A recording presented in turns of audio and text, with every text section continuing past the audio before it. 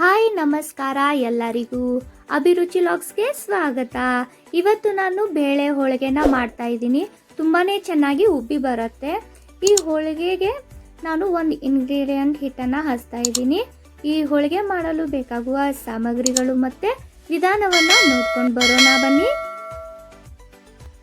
ಮೈದಾನ ತಗೊಂಡಿದ್ದೀನಿ, ಬೆಲ್ಲ ಮತ್ತು ಕಡಲೆಬೇಳೆ ಎರಡು ಸಮ ಪ್ರಮಾಣದಲ್ಲಿ ತೊಗೊಂಡಿದ್ದೀನಿ. ನೀವು ಇಲ್ಲ ಅಂದರೆ ಸ್ವಲ್ಪ ಕಡಿಮೆ ತೊಗೋಬೋದು. ಏಲಕ್ಕಿ ಪುಡಿ, ಸ್ವಲ್ಪ ಅರಿಶಿನ, ಒಂದು ಬುಟ್ಟಿಗೆ ನಾನು ಮೈದಾನ ಹಾಕ್ತಾ ಇದ್ದೀನಿ. ಸ್ವಲ್ಪ ಅರಿಶಿನ ಹಾಕ್ತಾ ಇದ್ದೀನಿ, ಸ್ವಲ್ಪ ಉಪ್ಪನ್ನು ಹಾಕ್ತಾ ಇದ್ದೀನಿ,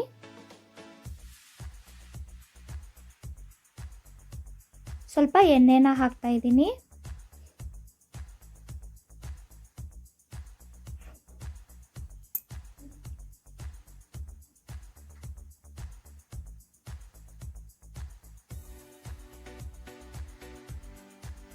ಚೆನ್ನಾಗಿ ಕಲಿಸ್ಕೊಳ್ಬೇಕು.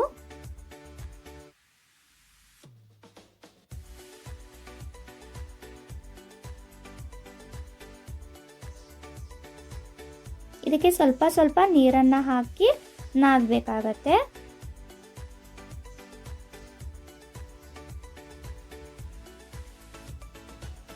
ಸಾಫ್ಟ್ ಆಗಿ ನಾದಬೇಕಾಗತ್ತೆ ಇದನ್ನ.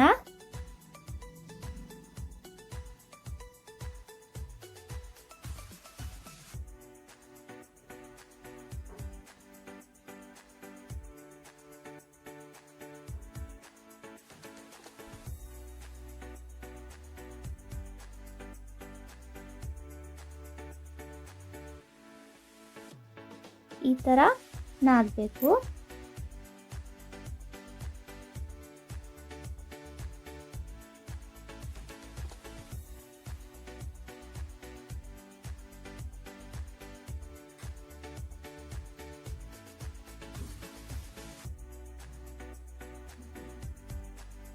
ಇದು ತೆಳುವಾಗಿ ನಾದಿದ್ರೆ ನೆಲದ ಮೇಲೆ ಸ್ವಲ್ಪ ಗಟ್ಟಿಯಾಗಿ ಬರುತ್ತೆ. ಇದು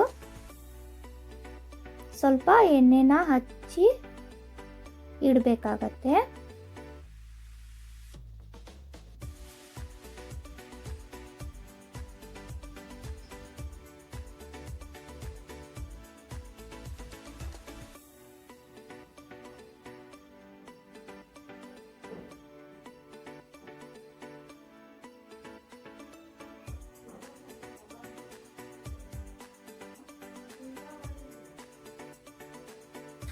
ಈ ಥರ ಅದಾಗಿರಬೇಕು.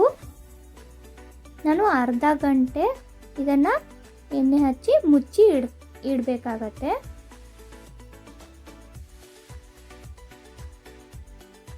ಒಂದು ಕುಕ್ಕರ್ನ ನಾನು ಸ್ಟಾರ್ಟ್ ಮಾಡ್ತಾ ಇದ್ದೀನಿ.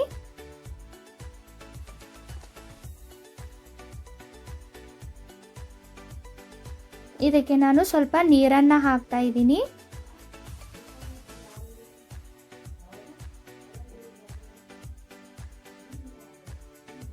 ಇದಕ್ಕೆ ಸ್ವಲ್ಪ ಎಣ್ಣೆನ ಹಾಕ್ತಾ ಇದ್ದೀನಿ. ಸ್ವಲ್ಪ ಅರಿಶಿನ ಪುಡಿನ ಹಾಕ್ತಾ ಇದ್ದೀನಿ, ಕಡಲೆಬೇಳೆನ ಹಾಕ್ತಾ ಇದ್ದೀನಿ. ಚೆನ್ನಾಗಿ ಕಲಿಸ್ಕೊಳ್ಬೇಕಾಗತ್ತೆ. ಮುಚ್ಚಳವನ್ನು ಮುಚ್ಚಬೇಕು. ಮೀಡಿಯಂ ಫ್ಲೇಮ್ನಲ್ಲಿ ಇಟ್ಟು 2 ಅಥವಾ 3 ಸೀಟಿಲಿ ಬಂದ್ ಮಾಡಬೇಕಾಗತ್ತೆ ಇದನ್ನ.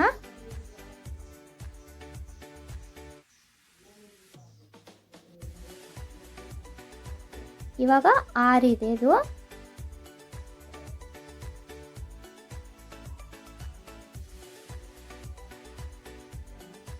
ಈಗ ನಾನು ಈ ಬೇಳೆ ಕುದ್ದಿದೆಯೋ ಅಥವಾ ಇಲ್ವೋ ಅಂತ ಚೆಕ್ ಮಾಡ್ತಾ ಇದ್ದೀನಿ. ಸೊ ಈ ಥರ ಕುದಿಬೇಕಿದು. ಈಗ ಒಂದು ಜಾರಿಗೆ ನಾನು ಆ ಬೇಳೆನ ಹಾಕಿ ತೆಗಿತಾ ಇದ್ದೀನಿ. ನೀರನ್ನು ತೆಗಿಬೇಕಾಗತ್ತೆ.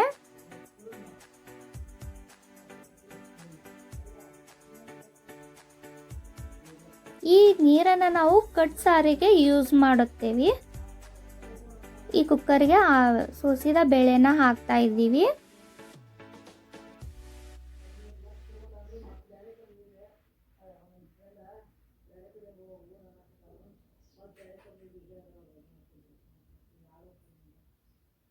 ಈ ಬೇಳೆನ ಸ್ಮ್ಯಾಶ್ ಮಾಡಬೇಕಾಗತ್ತೆ.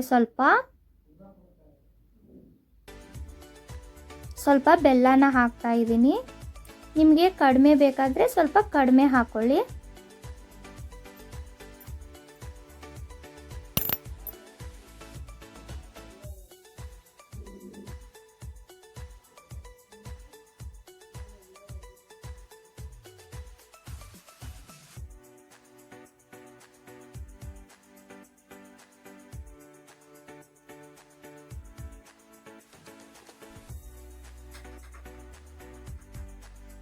ಚೆನ್ನಾಗಿ ಕಲಿಸ್ಕೊಳ್ಬೇಕಾಗತ್ತೆ.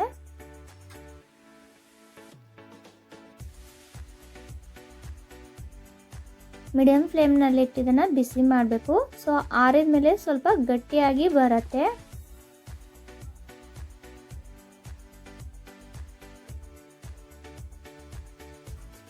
ಇವಾಗ ಈ ಹದಕ್ಕೆ ಬಂದಿದೆ. ಆರಿದ ಮೇಲೆ ಸ್ವಲ್ಪ ಗಟ್ಟಿಯಾಗಿ ಬರುತ್ತೆ. ಈಗ ನಾನು ಜಾರಿಗೆ ಬೇಳೆನ ಹಾಕ್ತಾ ಇದ್ದೀನಿ.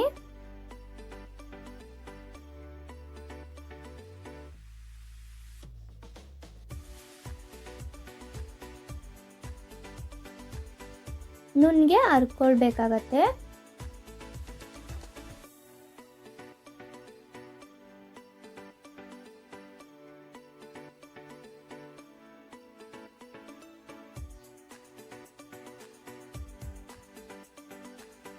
ಇವಾಗ ರೆಡಿ ಆಗಿದೆ. ಇದಕ್ಕೆ ಸ್ವಲ್ಪ ಏಲಕ್ಕಿ ಪುಡಿಯನ್ನು ಹಾಕ್ತಾ ಇದ್ದೀನಿ. ಚೆನ್ನಾಗಿ ಕಲಿಸ್ಕೊಳ್ಬೇಕು.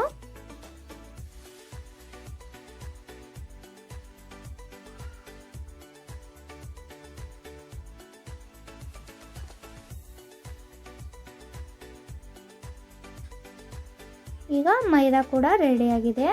ಎರಡೂ ಸಮವಾಗಿ ಹದವಾಗಿರಬೇಕು. ನಮಗೆ ಯಾವ ಗಾತ್ರದಲ್ಲಿ ಬೇಕೋ ಆ ಗಾತ್ರದಲ್ಲಿ ನಾನು ಉಳ್ಳಿನ ತಗೊಳ್ತಾ ಇದ್ದೀನಿ.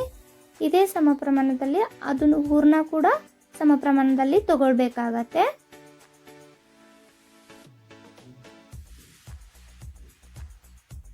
ಸ್ವಲ್ಪ ಅಗಲ ಮಾಡಿ ನಾನು ಹೂರ್ಣನ ಹಾಕ್ತಾ ಇದ್ದೀನಿ.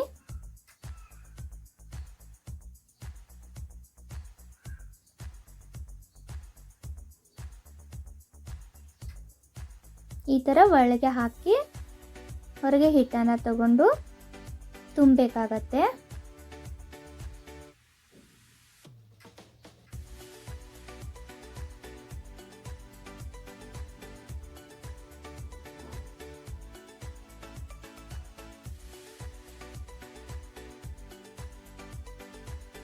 ಈ ಥರ ತುಂಬಿ ಎರಡು ಉಳ್ಳೆನ ನಾನು ರೆಡಿ ಮಾಡಿ ಇಟ್ಕೊಳ್ತಾ ಇದ್ದೀನಿ. ಇವಾಗ ನಾನು ಎಣ್ಣೆ ಹೋಳಿಗೆನ ಮೊದಲಿಗೆ ಮಾಡ್ತಾ ಇದ್ದೀನಿ. ಈ ಪೇಪರು ಆನ್ಲೈನ್ ಮೂಲಕ ಕೂಡ ಸಿಗತ್ತೆ. ಇಲ್ಲ ಅಂದರೆ ನಾವು ಮಾಲ್ಗಳಲ್ಲಿ ಕೂಡ ಈ ಪೇಪರ್ ಸಿಗತ್ತೆ. ತವಿಗೆ ಹಾಕಿದ್ರೂ ಕೂಡ ಸುಡಲ್ಲ. ಇದಕ್ಕೆ ಸ್ವಲ್ಪ ಎಣ್ಣೆನ ಅಪ್ಲೈ ಮಾಡ್ತಾ ಇದ್ದೀನಿ.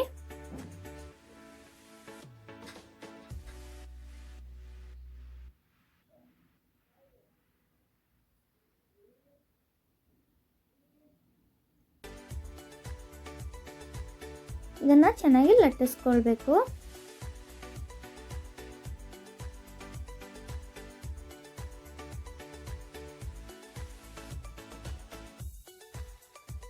ಸ್ವಲ್ಪ ಎಣ್ಣೆನೇ ಅಪ್ಲೈ ಮಾಡಿ ಲಟ್ಟಿಸ್ಬೇಕಾಗತ್ತೆ.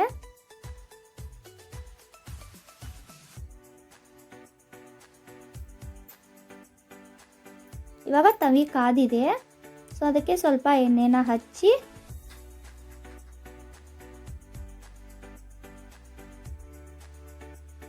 ಹೋಳಿಗೆನ ಹಾಕ್ತಿದ್ದೀವಿ.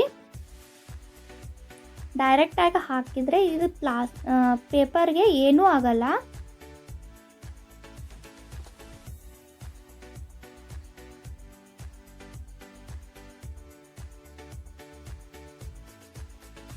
ಈ ಥರ ಗುಳ್ಳಿ ಬರಬೇಕು.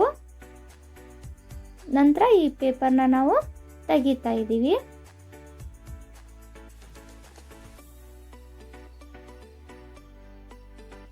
ಸ್ವಲ್ಪ ಎಣ್ಣೆನ ಹಾಕಿ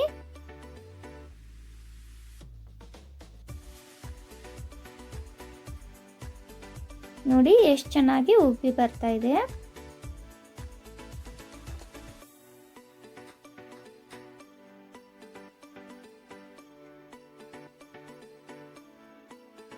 ಎಣ್ಣೆ ಹಚ್ಚಿದ ಹೋಳಿಗೆ ರೆಡಿ ಆಗಿದೆ. ತುಪ್ಪದ ಜೊತೆ ತುಂಬಾ ಟೇಸ್ಟಿಯಾಗಿ ಇರತ್ತೆ. ಈ ಹೋಳಿಗೆ ನಿಮಗೆ ಇಷ್ಟ ಆಗಿದೆ ಅಲ್ವಾ? ಸೊ ಇವಾಗ ನಾವು ಹಿಟ್ಟಿನ ಹೋಳಿಗೆ ಯಾವ ಥರ ಮಾಡೋದು ಅಂತ ನೋಡ್ಕೊಂಡು ಬರೋಣ ಬನ್ನಿ. ಜೋಳದ ಹಿಟ್ಟನ್ನು ನಾನು ಯೂಸ್ ಮಾಡ್ತಾ ಇದ್ದೀನಿ. ಈ ಹಿಟ್ಟು ಹಚ್ಚಿದರೆ ತುಂಬಾ ಚೆನ್ನಾಗಿ ಉಬ್ಬಿ ಬರುತ್ತೆ. ಯಾವುದೇ ಹೋಳಿಗೆ ಕೂಡ ಹರಿಯಲ್ಲ. ನಾನು 2 ಉಳ್ಳೆಯನ್ನು ತುಂಬಿ ಇಟ್ಕೊಂಡಿದ್ದೀನಿ. ಸ್ವಲ್ಪ ಹಿಟ್ಟನ್ನು ಹಚ್ಚಬೇಕಾಗತ್ತೆ.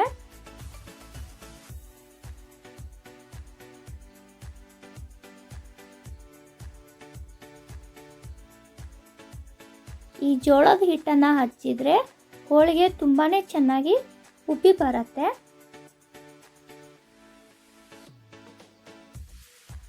ಯಾವ ಹೋಳಿಗೆ ಕೂಡ ಹರಿಯಲ್ಲ.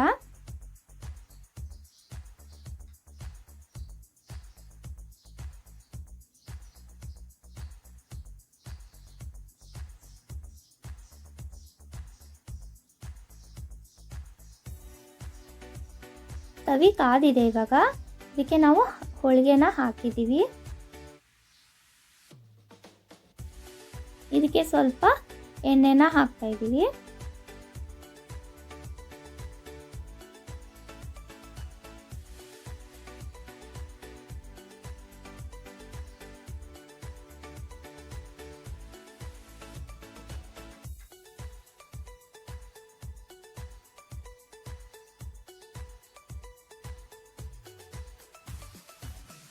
ನೋಡಿ ಎಷ್ಟು ಚೆನ್ನಾಗಿ ಉಬ್ಬಿ ಬರ್ತಾ ಇದೆ. ಹೋಳಿಗೆ ತುಂಬಾ ಚೆನ್ನಾಗಿ ಉಬ್ಬಿ ಬರುತ್ತೆ ಈ ಹಿಟ್ಟನ್ನು ಹಚ್ಚಿದರೆ ಮಾತ್ರ. ನೀವು ಒಮ್ಮೆ ಟ್ರೈ ಮಾಡಿ ಈ ಹಿಟ್ಟನ್ನು ಹಚ್ಚಿ.